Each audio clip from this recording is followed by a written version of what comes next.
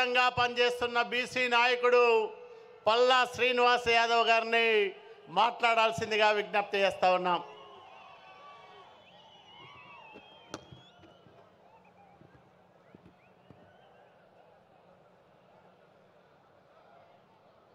అందరికీ నమస్కారం.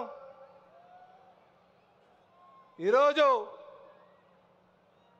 కడపలో నిర్వహిస్తున్నటువంటి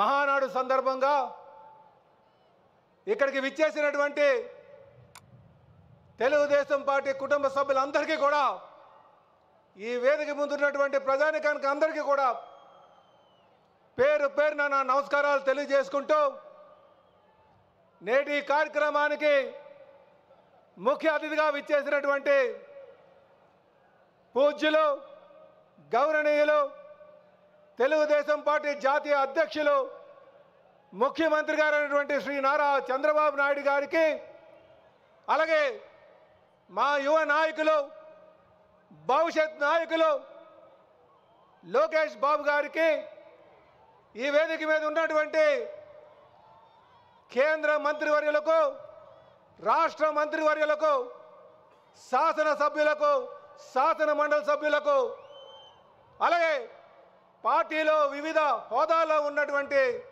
నాయకులకు అందరికీ కూడా పేరు పేరున నా నమస్కారాలు తెలియజేసుకుంటున్నా.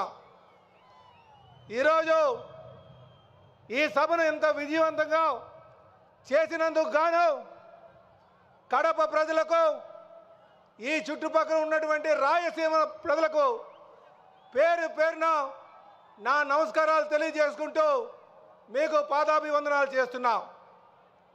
ఈరోజు కడపలో ఈ సభ చేసుకున్నామంటే మీ యొక్క సహాయ సహకారాలని చెప్పి ఈ సందర్భంగా తెలియజేస్తున్నా.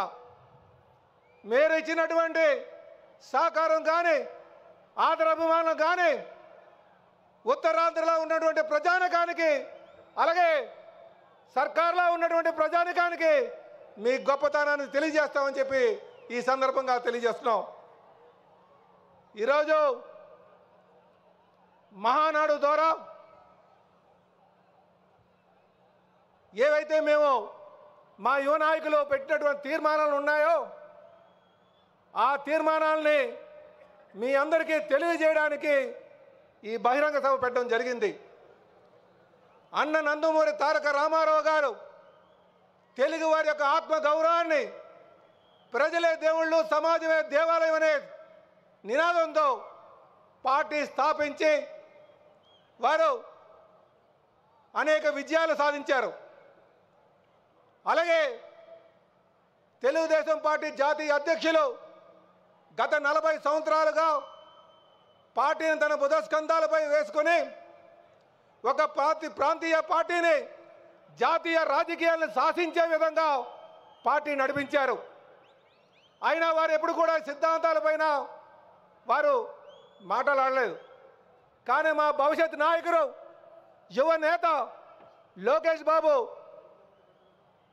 ఏదైతే మూల సిద్ధాంతాలు ఉన్నాయో, అన్న నందమూరి తారక రామారావు గారు పెట్టినటువంటి మూల సిద్ధాంతాలు ఉన్నాయో, ఆ సిద్ధాంతాలని కాలానికి అనుగుణంగా మార్పు చేస్తూ, సమాజ గమనాన్ని గుర్తిస్తూ, సమాజాన్ని శాసించే విధంగా భవిష్యత్తులో ఈ పార్టీకి బంగారు బాట వేస్తూ వారు 6 శాసనాలు చేశారు.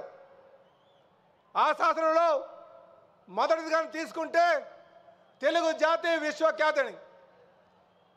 వారి ఉద్దేశంలో తెలుగు వారి యొక్క గొప్పతనాన్ని, ఇక్కడ ఉన్నటువంటి ప్రజానికం యొక్క గొప్పతనాన్ని, ప్రతి ఆంధ్రుడి యొక్క గొప్పతనాన్ని ప్రపంచానికి చాటే విధంగా మనం తయారు చేయాలి.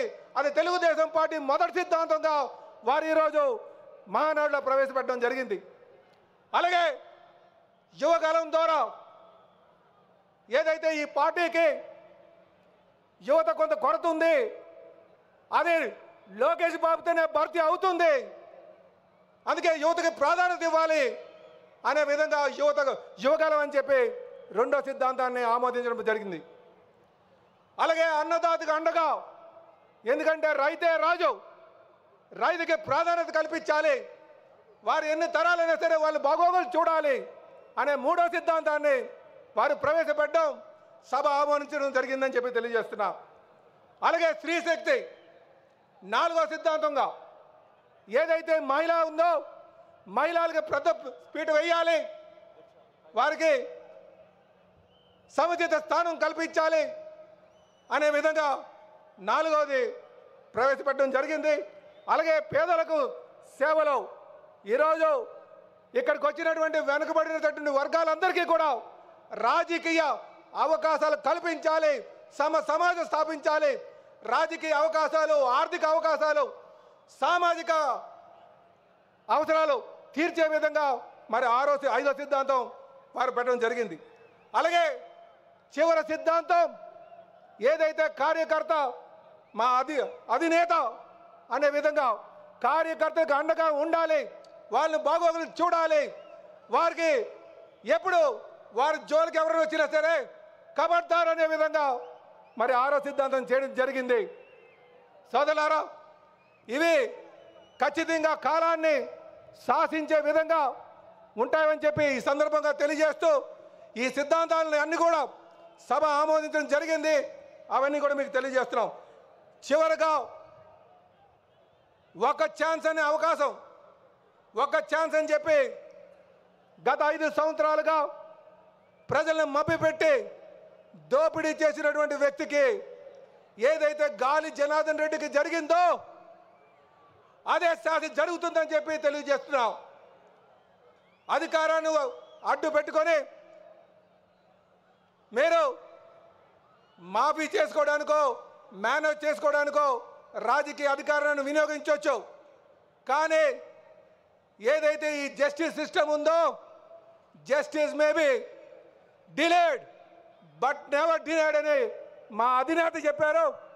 మీకు ఏదైతే గాలి జనార్దన్ రెడ్డికి ఏ విధంగా అయితే ఆ రోజు తెలుగుదేశం పార్టీ పోరాటం చేసి ఈరోజు ఊచలు లెక్కపెట్టేటట్టు చేసిందో రేపు జగన్మోహన్ రెడ్డి గారికి కూడా అదే గతి పడుతుందని చెప్పి ఈ సందర్భంగా తెలియజేస్తున్నా. చివరిగా ఈ ప్రాంతంలో అభివృద్ధి చేయాలి అనే ఉద్దేశంతో తెలుగుదేశం పార్టీ జాతీయ అధ్యక్షులు ముఖ్యమంత్రి గారు స్టీల్ ప్లాంట్ని త్వరలోనే కడపలో స్టీల్ ప్లాంట్ని స్టార్ట్ చేయబోతున్నారని చెప్పి తెలియజేస్తున్నాం. అలాగే విశాఖపట్నంలో ఉన్నటువంటి స్టీల్ ప్లాంట్ని 2 సార్లు వారు కాపాడారు. ఈసారి 11,400 కోట్ల రూపాయలు తీసుకొచ్చి దానికి ప్రాణం పోశారు. అలాగే ఆర్సిలర్ మిట్టల్ అని చెప్పి ఒక స్టీల్ ప్లాంట్ని మరి నక్కపుల్లో తేవడం జరుగుతుంది. రేపు కడప స్టీల్ ప్లాంట్ కూడా స్టార్ట్ చేయబోతున్నాం అని ఈ సందర్భంగా తెలియజేస్తున్నాం. ఇదే కాకుండా ప్రజలకు ఆకాంక్షలకు అనుగుణంగా 5 కోట్ల ప్రజలకు ఆశలకు అనుగుణంగా మేము ఖచ్చితంగా ఈ రాష్ట్రాన్ని అభివృద్ధి చేస్తాం. ముఖ్యంగా అది మా యువ నాయకులు లోకేష్ బాబు గారు, మరీ ముఖ్యంగా మా ముఖ్యమంత్రి అయినటువంటి శ్రీ నారా చంద్రబాబు నాయుడు గారితోనే సాధ్యపడుతుందని చెప్పి తెలియజేస్తూ నాకు ఈ అవకాశం ఇచ్చినందుకు పేరున కడప ప్రజానికానికి వేదిక మీద ఉన్నటువంటి పెద్దలకి నమస్కారాలు తెలియజేసుకుంటూ మా తెలుగుదేశం కుటుంబ సభ్యులందరికీ కూడా నమస్కారాలు తెలియజేస్తూ సెలవు తీసుకుంటాం. జై తెలుగుదేశం, జై తెలుగుదేశం, జై తెలుగుదేశం. నారా చంద్రబాబు గారి నాయకత్వం, నారా చంద్రబాబు గారి నాయకత్వం, నారా చంద్రబాబు గారి నాయకత్వం, యువ నాయకుడు లోకేష్ గారి నాయకత్వం, యువ నాయకుడు లోకేష్ బాబు నాయకత్వం. అమర్ రాయ ఎన్టీఆర్, అమర్ రాయ ఎన్టీఆర్, అమర్ రాయ ఎన్టీఆర్. జై హింద్.